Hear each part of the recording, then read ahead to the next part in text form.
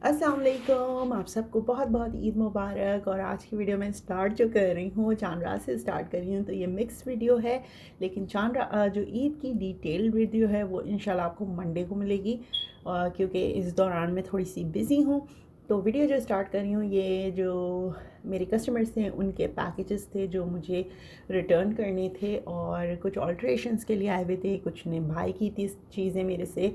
तो वो सारी चीज़ें थी जिनको मैंने सबको टाइम दिया हुआ था, और वो चीज़ें मैं उन्हें रिटर्न कर रही थी। उसके बाद जनाब हमारी तो रूटीन जो है वो सिलाई से ही शुरू होती है, सिलाई पे ही ख़त्म होती है। तो मैं अपनी प्यारी प्यारी शहज़ादियों के लिए कपड़ों के फ़ाइनल टचेस दे रही थी, क्योंकि ईद के ड्रेसेस थे तो आखिरी मिनट तक कुछ ना कुछ तो लगा ही रहता है। चाहे आप दर्जी से सिलवाएं या किसी से भी सिलवाएं, लास्ट मिनट तक ना आपने कुछ ना कुछ कपड़ों पे करना ही होता है। एनीवेज़, उसके बाद मैंने इंशा और इरज को बताया, बेटा आज चांद रात है, कल ईद है, सो वो अपने रूम को जो है वो आप क्लीन करें और वहाँ की सेटिंग वगैरह बनाएं, थोड़ी सी डिफरेंट चीज़ें, मतलब थोड़ी सेटिंग चेंज करें, अच्छा लगेगा आपको, रूटीन से हट कर कुछ होगा। तो वो पहले तो उन्होंने अपना कमरा वगैरह क्लीन किया, मेरे साथ इरज ने हेल्प कराई बाहर की क्लीनिंग में, इंशा ने अपने रूम की क्लीनिंग खुद की, सारी सेटिंग वगैरह ख़ुद बनाई उसने। और उसके बाद वो दोनों आ गई मेरे पास, कहने लगी कि मम्मा हमारी मेहंदी कब लगेगी, क्योंकि कल ईद है। और फिर मैंने उन दोनों को मेहंदी लगा दी एक एक हाथ के ऊपर, क्योंकि रात हो गई थी, तकरीबन 11 बज गए थे। तो मैंने उनसे ये कहा, बेटा अभी यहाँ पे एक हाथ पे लगा के ना सो जाओ, फिर सुबह मैं सबके साथ जो है वो आपके लगा दूँगी। और क्योंकि मुझे बाकी काम भी निपटाने थे, तो फिर बहरहाल मेरी प्यारी प्यारी बच्चियाँ मान गईं। और मैं 2-4 बातें करना चाहूँगी, क्योंकि जो इससे पहले मैंने चांद रात की व्लॉग डाली थी, जो इससे पहले जो मैंने इंशा की रोज़ा कुशाई की वीडियो डाली थी, उसके अंदर मैं 2-4 चीज़ें बताना भूल गई थी आपको। और मज़े की बड़ी चीज़ें हुई, और वीडियो इतनी लंबी हो गई थी कि मुझे आधी चीज़ें याद रहीं, आधी नहीं रहीं। लेकिन बहरहाल बहुत इंटरेस्टिंग से कुछ इवेंट्स हुए। वो जो आपको याद है कि इंशा को मोमी ने नोटो वाला हार बनाया, वो था मोमी और अस्मा की तरफ से। और वो इतना ज़्यादा इंटरेस्टिंग आइडियाज़ था कि मेरी बेटी तो बहुत ही ज़्यादा खुश हुई थी। और पाकिस्तान में अगर आपको याद हो तो अगर नोटो वाले हार बनाते हैं, हालांकि मुझे बहुत वाहियात ही आइडिया लगता है, लेकिन it was such a fun, refreshing था और बड़े मज़ेदार का आइडिया था। और मेरी बेटी को तो बहुत ही पसंद आया, क्योंकि फ़र्स्ट टाइम उसने इस टाइप की कोई चीज़ देखी थी अपनी लाइफ में। तो हाँ, वहाँ पाकिस्तान में तो ये है कि नोट उतार के उसमें से देखते हैं। तो मम्मी ने ना इसमें चॉकलेट्स भी लगाई हुई थी। तो सब लोग ना रोज़े के बाद जब सब लोग रिलैक्स होकर थोड़ा सा बैठे अफ्तार करने के बाद, तो सब लोगों ने ना मम्मी से सब लोगों ने इंशा से चॉकलेट्स मांगना शुरू कर दी। मेरे छोटे भाई ने तंग करने के लिए इंशा से पैसे मांगे, तो उसने उतार के ना पैसे भी दे दिए। बस मैंने उसको बोला कि बेटा क्यों दिया आपने छोटे मामा को पैसे, तो उसने यही कहा कि उन्होंने मांगे थे तो मैंने दे दिए। और वो बहुत सीधी है इस मामले में। और इसके अलावा क्या हुआ था, हाँ, इंशा से जब मैंने पूछा, बेटा आपका एक्सपीरियंस कैसा रहा, आपकी रोज़ा कुशाई थी, how did you feel, how did you like it, so कहने लगी कि mom it was the best day of my life. और ये बस आई थिंक जितनी मैंने और मेरे हस्बैंड ने मेहनत की थी इस चीज़ के ऊपर, और जितनी खुशी से हमने सेलिब्रेट करने की कोशिश की थी, उससे 2 गुना ज़्यादा उसको पसंद आया। और क्या सुनना चाहते हैं जब माँ बाप अपनी औलाद से ये सुनते हैं कि बेस्ट एक्सपीरियंस रहा, उनके वालिदैन ने जो एफ़र्ट की वो मतलब पूरी हुई। तो I think this is what every parent wants to hear. तो बहरहाल बहुत उसको अच्छा लगा, और that was it for us. और we were so proud and she was so happy. तो मैंने उसे यही पूछा कि बेटा आप क्या एक्सपेक्ट कर रही थी, तो उसने यही बताया कि मॉम मुझे लगा कि बर्थडे टाइप कोई सेलिब्रेशन होगी। इरज ने भी अपनी इंटरप्रिटेशन यही दी कि हमें लगा कि बलून्स होंगे और आप बैकड्रॉप बना देंगी और केक कटिंग होगा। तो मैंने उसको यही समझाया, दोनों को यही समझाया मैंने कि बेटा जो बर्थडेज़ होती हैं वो तो साल में एवरी ईयर आती हैं, मतलब हर साल आती हैं। लेकिन जो इस टाइप की रिलीजियस सेरेमनीज़ होती हैं ये लाइफ में एक बार आप सेलिब्रेट करते हैं तो इनको बहुत अच्छे से सेलिब्रेट करना चाहिए. And she was so happy that it was just this that just meant a lot to us. um, बहरहाल उनकी मेहंदी भी लगा रही थी और साथ साथ मैं उनको ये सारी चीज़ें भी बता रही थी. तो काफ़ी अच्छा रहा ये एक्सपीरियंस. और इसके अलावा मुझे माइग्रेन बहुत शदीद हो गया था. उसका रीज़न ये था कि मैं उससे एक रात पहले मेरी बहुत कम नींद थी, मतलब मैंने 2 घंटे की नींद ली थी और इज़्मा ने फिर उठा दिया था मुझे, क्योंकि मैं काम रात में ही करके सोई थी तो मुझे पता था मैं सुबह आराम से 10 बजे तक उठूँगी और फिर काम स्टार्ट करूँगी बाकी के जो हैं सफाइयाँ वगैरह, क्योंकि अच्छा खासा टाइम मुझे मिल गया था. लेकिन इज़्मा ने मुझे उठा दिया था सुबह 7 बजे. 5 बजे मैं सोई थी, 7 बजे मैं उठ गई. तो उसकी वजह से अगर मुझे नींद मेरी पूरी ना हो, 5 से 7 घंटे की मुझे नींद चाहिए होती है, और अगर वो मेरी नींद पूरी ना हो तो मुझे माइग्रेन हो जाता है. और माइग्रेन मेरा इतना शदीद होता है कि मेरी आँखों के आगे अंधेरा आने लगता है और फिर मुझे सिर्फ बेड चाहिए होता है, मुझे आराम करना होता है. उसके अलावा मैं फिर ना कोई मुझसे काम होता है और ना मैं कोई और चीज़ कर सकती हूँ. सो सिर्फ़ और सिर्फ बेड और बेड चाहिए होता है मुझे, या दवाई चाहिए होती है. दवाई मेरी ख़त्म हो चुकी थी तो दवाई मैं ले नहीं सकती थी. और 8 बजे के बाद जो है ना वो मेरी तबीयत डाउन होना शुरू हो गई थी. और 10 बजे मेरी बिल्कुल बस हो गई थी, और क्योंकि मेडिसिन ख़त्म हो चुकी थी और घर में मेहमान थे, ज़ाहिर सी बात है, तो बीच में से उठ के तो जा नहीं सकते थे.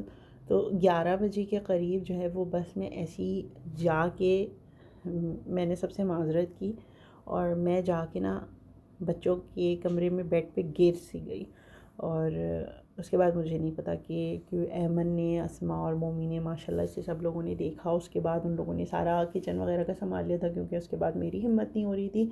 और उसके बाद जो है वो सब लोग तकरीबन 11:30 बजे तक सब चले गए. तो फिर मेरे हस्बैंड दवा लेकर आए, फिर मैं दवा खाई. देन उसके बाद मैंने कोई अफ्तार वगैरह किया था, चाय बनाई अपने लिए क्योंकि इसकी अशद ज़रूरत महसूस हो रही थी. बाकी का काम भी करना था और दूसरे दिन जो है वो स्कूलिंग डे था. तो बहरहाल वो सब चीज़ें अपनी जगह, कोई मसला नहीं है, एक दिन से कोई फ़र्क नहीं पड़ जाता. लेकिन बस ये है कि थोड़ी सी जो है ना वो मेरे हस्बैंड की अगर जॉब नहीं होती तो वो देख लेते इज़्मा को और मैं सोच सकती थी. लेकिन this is life, this is how we do it. Anyways, तो उसके बाद जो है ये मेहंदी लगने के बाद मैं काम अपना कर रही थी, साथ में मैंने मास्क लगा लिया था. ये पिंक वाला, ये डिफरेंट सा लग रहा था मुझे, लेकर आई थी मैं. इसमें ग्लिटर श्लिटर था. मैंने कहा शायद कोई फ़र्क पड़ जाए, लेकिन आई डोंट नो. यहाँ तो ये मास्क बिल्कुल जो है सूख गया है, तो बस मैं इसको पील ऑफ़ करूँगी. और उसके बाद जो है मैंने शीरखुरमा वगैरह चढ़ा दिया था और जितनी देर में वो बन रहा था मैंने अपने हाथ पे भी मेहंदी लगा ली. ओ व्हाई नॉट, राइट.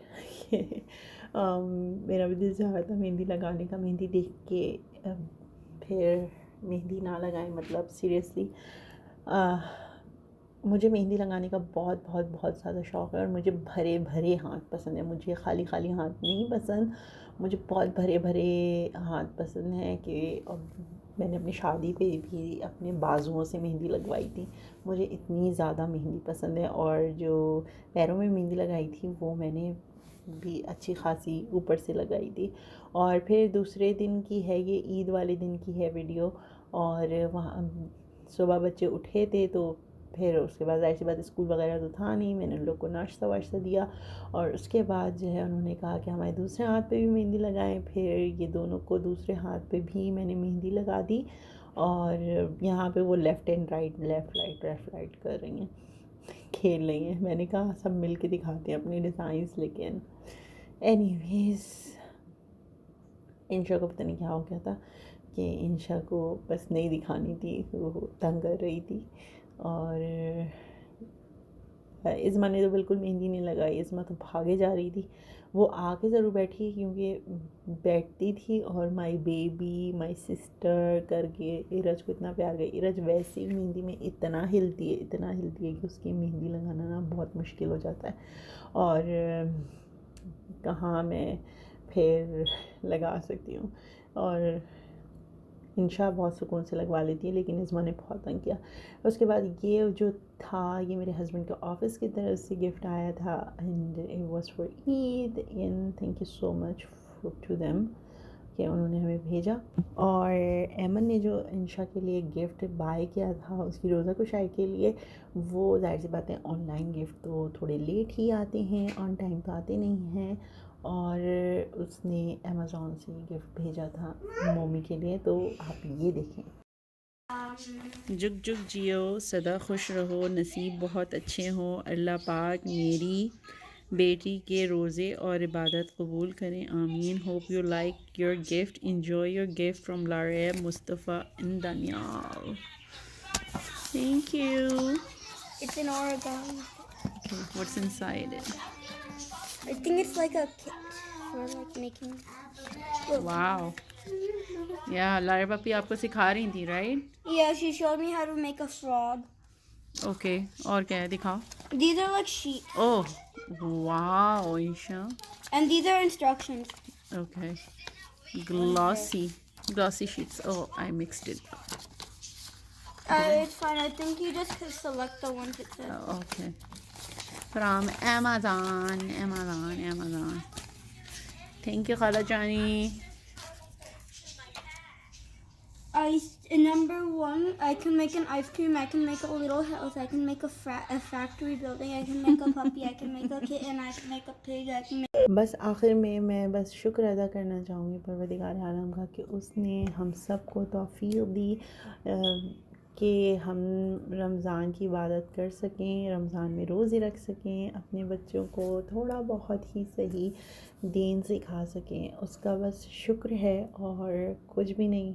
और मेरी सारी फैमिली का बहुत बहुत शुक्रिया कि वो लोग हर मौके पे हमारे साथ होते हैं।